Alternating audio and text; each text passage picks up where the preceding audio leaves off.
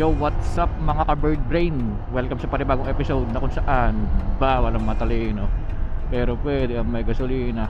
Ayun, so quick ride lang tayo ngayon. May kukunin kasi akong sapatos. Yung riding boots natin na nabili. So medyo bilisan natin ngayon kasi balak ko pa bambahay mamaya ng Move It eh. Gamitan natin ng medyo kamote ng konti. So ayun, kung mapapansin nyo mga ka-bird brain, no, meron akong reflectorized vest. Ayan, no, angas, no, may logo, may number, may pangalan. So purpose ko nito, kaya ako bumili nito is gagamitin ko to sa ano, pag nag north rides ako, Pangasinan yan. Kasi sa pagkakaalam ko, ang dami nagpo-post mahigpit yata sa Pangasinan. Hindi ko lang alam kung sa Pangasinan lang, pero basta sa north mahigpit daw pagdating sa mga motorcycle rider. Parang hinahanapan sila ng vest. Yun nga, yung reflective ano, o reflectorized na vest. Parang pag wala ka yatang ganito, hindi ko sure kung matitikitan ka o masisita ka lang.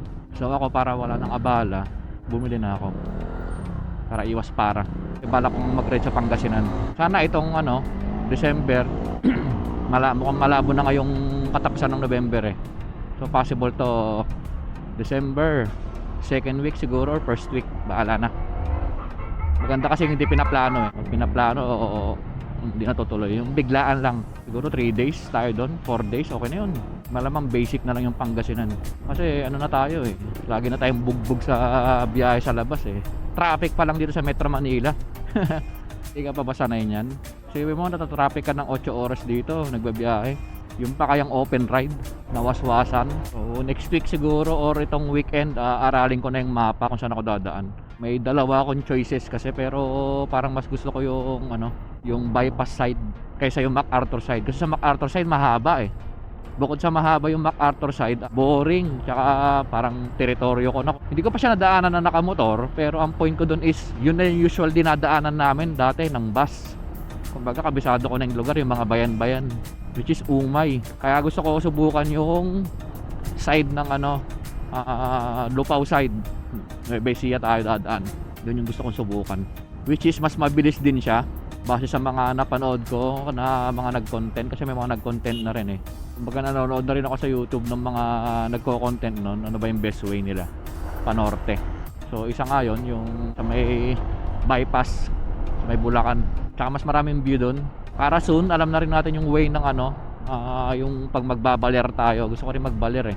Doon din yung way ng pabaler eh. Ipon lang tayo, then doon tayo. Try ko ayain yung mga tropa doon sa baler. Boring kasi yung baler pag isang araw ka lang or 2 days.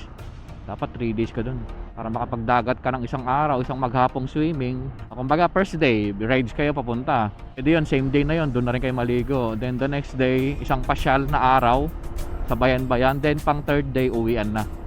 Yun yung gusto ko na punta doon. So ano bang mga suggestion dyan mga ka-bird brain na pasyalan sa norte? Although sa amin sa Pangasinan marami ng pasyalan. Papasyalan ko yung mga ano, sa amin mga bagong puntahan doon. Kayain ko na lang yung mga tropa doon. Mag-aano ako eh.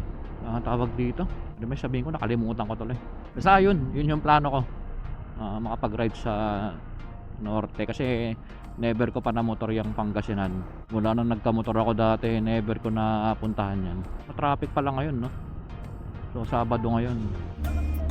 Ano, maluwag sa EDSA para mabilis lang tayo. Time check, anong oras sa ba? Alas 5 sakto. Nandito pa na tayo sa Rockwell, so medyo bilis tayo ng konti. Kala ko makauwi rin ng 7, babalik na 7. Medyo bilisan natin.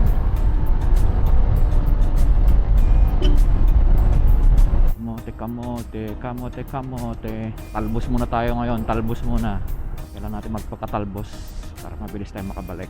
Kasi bala ko magbiyahe ng Move It mamaya madaling araw. Kasi hindi ako nakabiyahe kahapon madaling araw. Bigla akong tinamad. Dali. Ayan, nakakatawa lang tong vest ko kasi OA masyado eh. May logo ko sa harap, may patch. Tapos yung likod dito, may malaking patch din ng Tenggay Motovlog. So sana makatulong to para may makakuha tayo ng mga followers. Baga kitang-kita sa likod. Ayun o, parehas kami ng security guard. Parehas kami may vest. Let's go. Matraffic ngayon ah. Nakikita ko na eh. Lahat pala lumabas ako sa gilid. Kasi may patrol kasi. Kaya muna, malapit naman na tayo. Labas tayo dito. Kailangan mo maging kamote mode minsan eh. Ang tanong, gaano ba kadalas ang minsan? Gantong matraffic, kailangan mong gumalaw. Angas talaga ng Land Cruiser, no? Laki. Bili tayo ng ganito. 3 piraso sa Divisoria. Thank you. Huwag mo sanang akalain natutulog ba ang Diyos?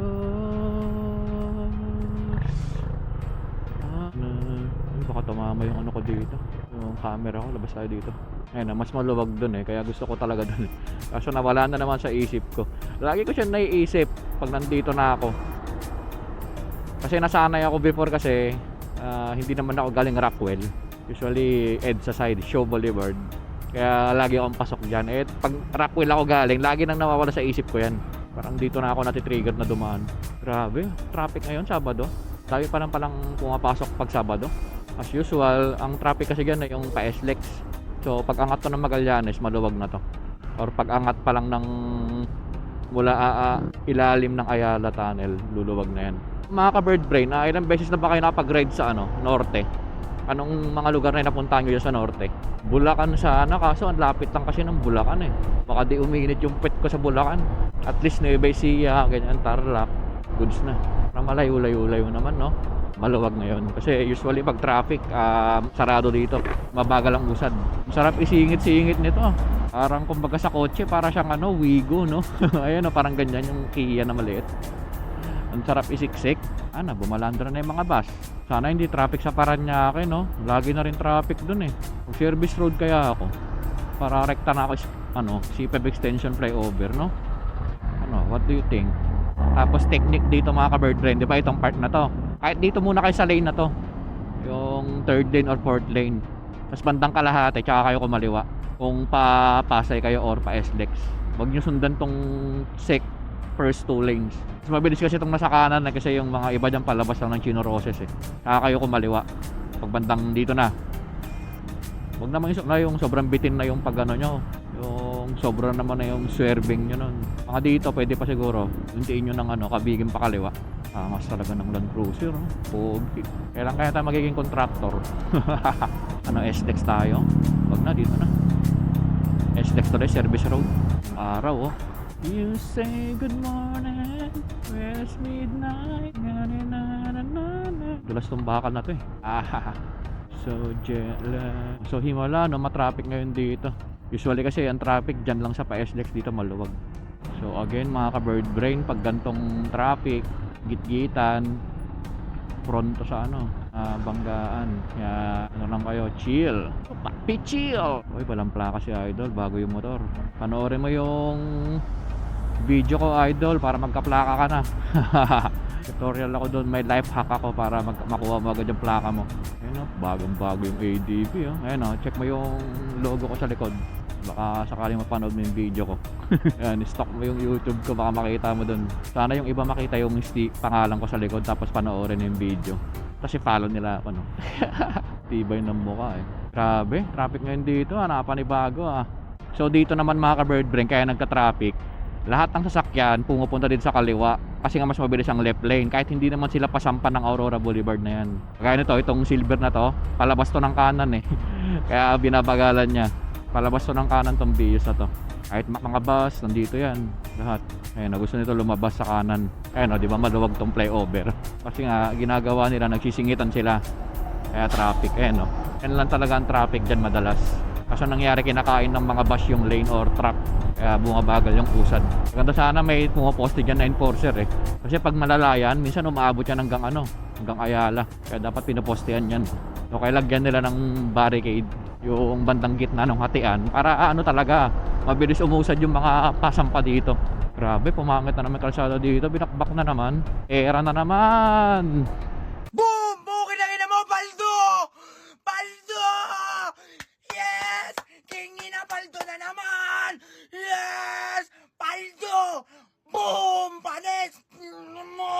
Ayun ang tinunong kalsada dito may portion lang na pangit dito pero lahat binakbak. Isipin mo, naisipin nila bakbakin to, pero yung doon sa may dulo nito, yung kanal doon, yung basag, hindi nila matapal-tapalan yung doon, yung butas doon, di ba? Grabe naman talaga. Oo. Parehas naman to, Pasay rin to ayun ito nga, hindi nila maayos-ayos yung mga ganto boy, hindi nila mapantay yung mahaba nito, puro basag yung kalsada inuuna pa yung matinong kalsada. Wala pera na naman. Di ba? Basag-basag kalsada dito. Isa rin to sa nagpapabagal ng usad ng trapiko dito Ano yung mga kanal, oh, di ba? Hindi nila ayusin. Yan pa. Oh, di ba? Lalaki ng butas, oh, basag-basag. Yung matitino, sinisira. Itong mga sira, di ayusin. Ayan, dito lang tayo. No right turn on red signal. Kala ko si Ninyo. Ayun, no, kamukha ni Ninyo. Yung katrabaho ko dati. Tama ba, Albert? Kamukha ni Ninyo. Sharon kay Ninyo. Kamukha mo to. Kasalamin. Kasi Ninyo nga to. So, 20 minutes mula kanina dun sa may ano, Rockwell. Grabe. 20 minutes hanggang dito. Aray ko po. Nakakagutom naman tong trapal ni Kuya. Skyflex. Ayan, medyo maluwag dito. At magka-traffic to dun sa may bandang Paranaque. Kakago lang, walang sasakyan. PTT station. Dubidubidap-tap, dubidubidap-tap, dubidubidip-dip, dubidubidip-dip, dubidubidap-tap, dap-tap-tarap-tarap, drip-tip-tip-tip-tip-tip-tip. Bada-bada, bada-bada, bada-bada, bada-bada, sabi ng jeep, sabi ng jeep, sabi ng bidi-bidi-bidi-bidi-bidi-bidi-bip. Bada-bada, papap-palat-tatat, drip-pip-pip-pip-pip-pip. Da-da-da-da-da-da-da-da-da-da-da-da-da-da-da, beep-beep-beep.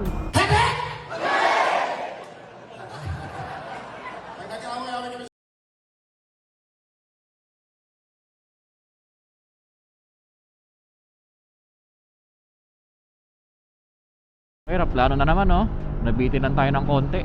Mamaya, may isa pang eroplano yan pa-landing. Naorasan ko na eh. Mga 5:35. La-landing yan. Yan la-landing, mga 5:35. Oh, 5:29 na. May 6 minutes pa. Yan la-landing sa may bandang ano, bago magpa-multi. Pwede na! Medyo maluwag mga ka-bird brain. Hindi siya yung kagaya nung nakaraan na ma-traffic. Mas maluwag to ng bahagya. Saan na yung eroplano? Pwesta tayo dun. Baka biglang bumaba yung eroplano natin. Hindi ko makuha na ng maayos. Ay, na yung eroplano. Bagalan ko, ayun na. Nasa ulo ko na. Dali, dali, dali. Saan na? Yun! Hello! Ang angas ng eroplano. Ano yun? Hello Kitty? Hindi ko nakita yung design. Mamaya reviewin natin. Angas ng design niya. Parang cartoons na ewan. Kala ko yung Hello Kitty. Diba? Lagi tayong may eroplano na dadaanan. Pag ganun daw, siniswerte ako lagi eh. Makakapulot ako ng 10k mamaya. Ilang oras kayo biyahe ng LRT dito? Hanggang dun sa may SM Sukat. Tagal na rin nung huling sakay ko ng LRT, no? Kailan po huling sakay ko nun? Siguro mga 2015 pa. Or 2016. Mga ganun siguro huling sakay ko nyan. Kasi 2017 may motor na ako eh. So possible 2016 yung huling sakay ko ng LRT. Posible namang hindi ako sumakay sa isang taon, no? Tagal na rin. Sa mag-iisang dekada na. Isang dekada na nakalipas at ang istasyon niya hanggang dito na sa may Sukat. Sige, labas para ko eh. So ayun, medyo maluwag. Kaya labas tayo ng portal. Portal, let's go. Ito na yung SM Sukat, mga ka-bird brain. Sa mga di pa nakakapunta dito, ito na siya. Dati pangarap ko mapasok ko lahat ng SM eh. Pangarap lang yun. Daming ano dito.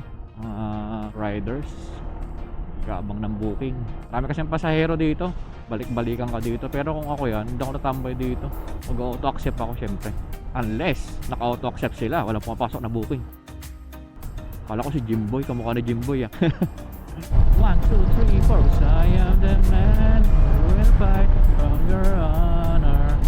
I'll be the hero that you're dreaming of. Keep you forever, nothing together that we did it all for the glory of love.